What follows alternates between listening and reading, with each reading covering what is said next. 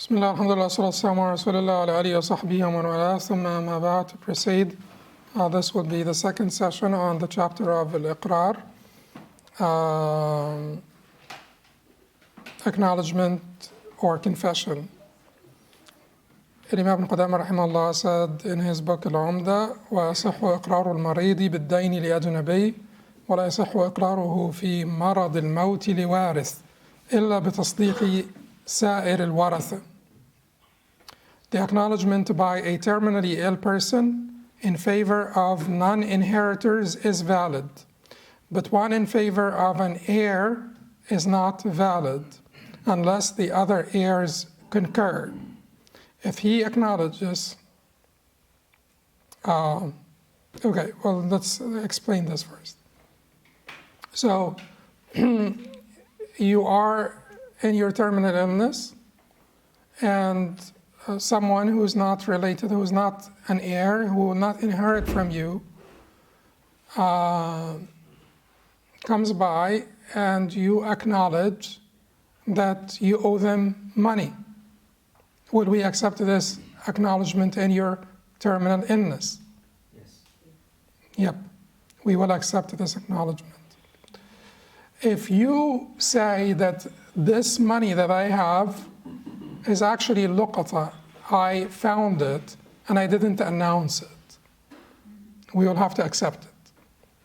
Because that is not in favor of one of your heirs, so that we suspect favoritism here. If you say to one of your heirs, I owe him money, and he's one of your heirs, you say to one of your children, you say to about your whatever sister, if she would inherit something, I owe them money, we will not accept that because we will suspect favoritism. When will it be accepted? If the other heirs concur. Yes, we acknowledge that or agree. So that's the first statement he made here. Then he said, وَلَوْ أَقَرَّ لِوَارِثٍ فَصَارَ غَيْرَ وَارِثٍ لَمْ يَصِحَّ وَإِنْ أَقَرَّ لَهُ وَهُوَ غَيْرُ وَارِثٍ ثُمَّ صَارَ وَارِثًا صَحَّ إِقْرَارُهُ. Then he says, if he acknowledges a right in favor of an heir who later becomes a non-inheritor, the acknowledgement is not valid. However, if he acknowledges a right in favor of a non-inheritor who later becomes an heir, the acknowledgement is valid. So what does that mean?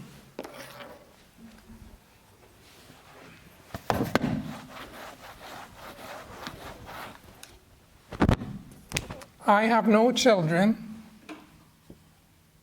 I do have, but presume that I have no children. And I have a brother, no children. And I don't have a father because, father passed away. So my brother will inherit. If I acknowledge money to my brother, acknowledge that I owe him money, but I have no children. And after the acknowledgement, I die, like let's say in 12 months after the acknowledgement. Okay? Or 3 months, or maybe 1 day. And in this 1 day, I have a child, So 3 days later after this acknowledgement, I have a child.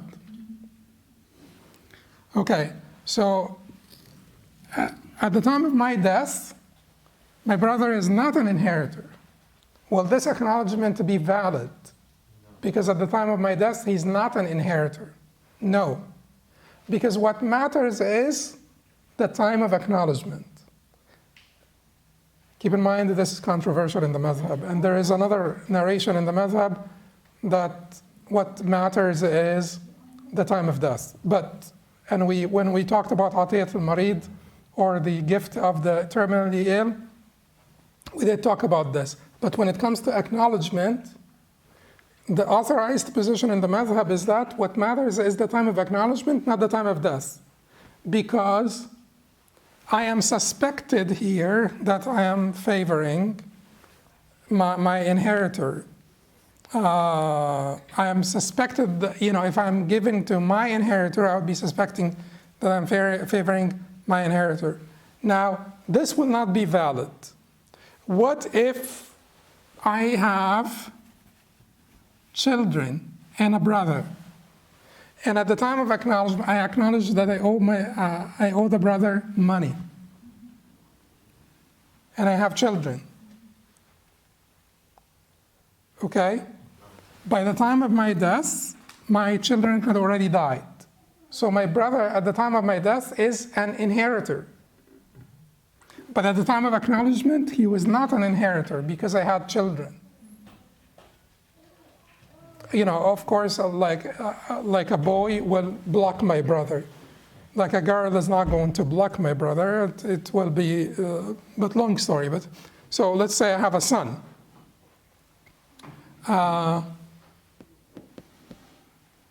I had a son here, and the son died before me. So at the time of my death, my brother was, in fact, an inheritor. This will be valid. It will be accepted. Because at the time of acknowledgement, my brother was not an inheritor. So my acknowledgement will be valid. He will be treated like anyone else. If anyone is foreign, came and claimed that I owe them money, and I acknowledged the debt, that would be acceptable. We will treat my brother just like anyone else, because he's not one of the inheritors. So what's the other opinion? The other opinion is the reverse of this, the exact reverse of this. Because in the other opinion, which is the variant opinion in the madhab, that is the lesser opinion in the madhab, what matters is still the time of death, not the time of acknowledgement, like an atiyat al-marid or the gift of the terminally ill. The authorized position is that what matters is the time of acknowledgement, not the time of death. The last point he will make in this paragraph is where he says, وَيَصِحُّ إِقْرَارُهُ بِوَارِثٍ. His acknowledgement of an heir is valid. His acknowledgement of an heir is valid. So if I am terminally ill and I acknowledge that I have another child, that happens, not infrequently. So if I'm terminally ill and I disclose to my family that I actually have another child, that acknowledgement is a valid acknowledgement. It will be accepted. Then, under acknowledgements concerning the estate of the deceased, the Shaykh says, وإذا كان على الميت دين لم يلزم الورثة وفاؤه إلا أن يخلف تركة فيتعلق دينه بها فإن أحب الورثة وفاء الدين وأخذ تركته فلهم ذلك. If the deceased owed a debt, the heirs are not required to pay it off unless he leaves behind an estate, in which case the debt will be paid from it. He leaves behind enough wealth to cover their debt. If the heirs wish to pay off the debt and take the estate intact, they are entitled to that. They are entitled to that. So I left a building and I also left a debt for $1 million. The building is worth $1.2 million. $1.2 million.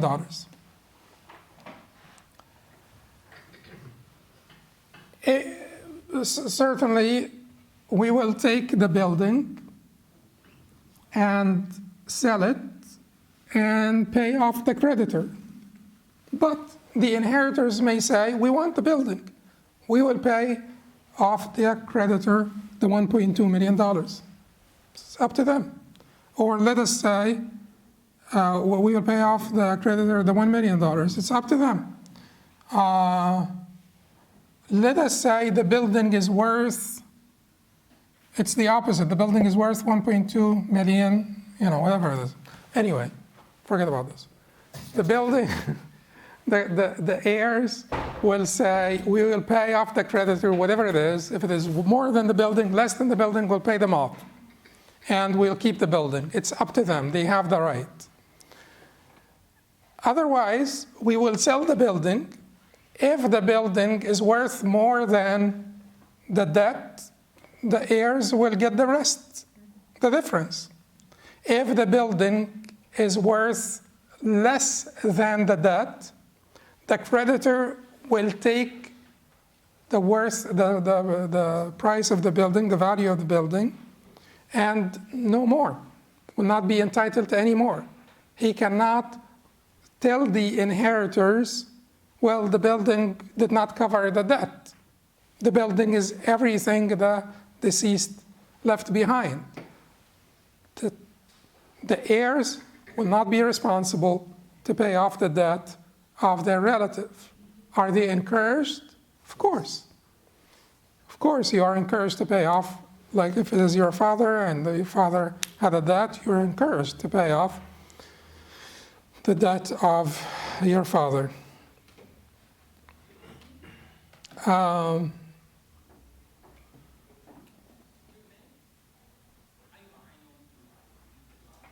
Then he goes on and says, وَإِنْ أَقَرَّ جَمِيعُ الْوَرَثَةِ بِدَيْنٍ عَلَى مُوَرِّثِهِمْ ثَبَتَ بِإِقْرَارِهِمْ. If all of the heirs acknowledge a debt owed by their testator, the debt is binding because of their acknowledgement. Okay.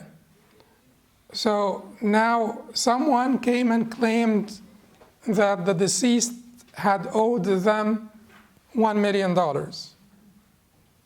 and failed to produce evidence, admissible evidence in court. Then it will be left to the acknowledgement of the heirs.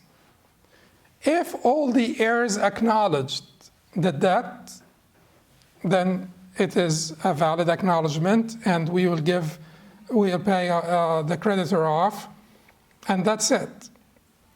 Let us say some of the heirs acknowledged the debt and some did not.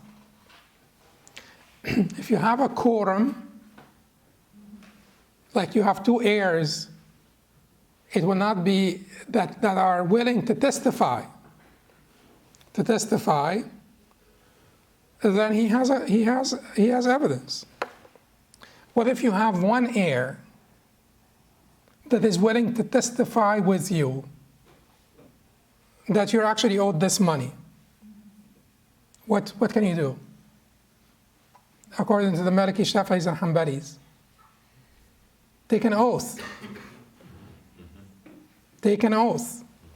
So you have one witness and your oath, and you will be entitled. According to the Hanafis, no, they require two witnesses. But according to the majority, one witness plus your oath will entitle you. But what if one person only acknowledges? He says here, وإن أقر به بعضهم ثبت بقدر حقه فلو خلف ابنين و200 درهم فأقر أحدهما ب100 دينا على أبيه لزمه 50 درهما فإن كان عدلا وشهد بها فللغريم أن يحلف مع شهادته ويأخذ باقيها من أخيه. If only some of them acknowledge it, it will be binding for them in proportion to their shares. If the deceased left behind 2 sons and 200 dirhams, and one of the sons acknowledges that his father owed 100 dirhams, that son will be responsible for 50 dirhams only. if he is trustworthy and testifies in favor of the claimant may take an oath and thereby take the rest of his money from the brother.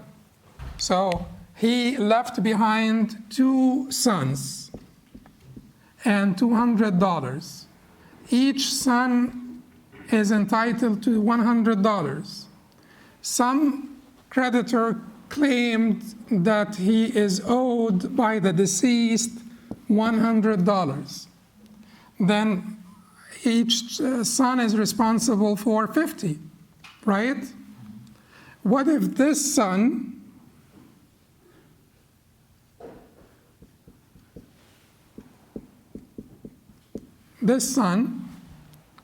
acknowledged the debt? This son did not acknowledge the debt.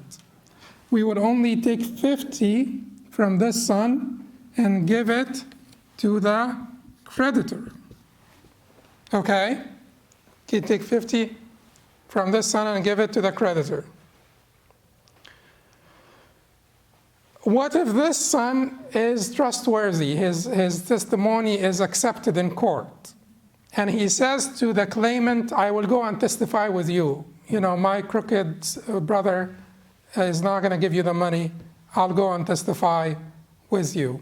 Is he encouraged to do this if it is true? Yes, of course. You know, على أنفسكم أو الوالدين والأقربين يكن غنيا أو فقيرا فالله أولى بهما. So, يا أيها الذين آمنوا كونوا قوامين بالقسط شهداء لله وعلى أنفسكم والوالدين والأقربين. So, all you who believe, stand up for the truth and be witnesses to God, even if it's against yourselves or your parents or your close kin.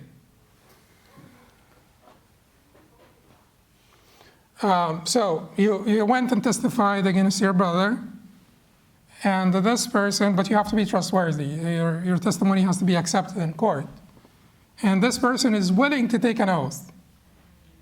Then we will take the 50 and give it to him based on the testimony of the one son and the oath of the claimant.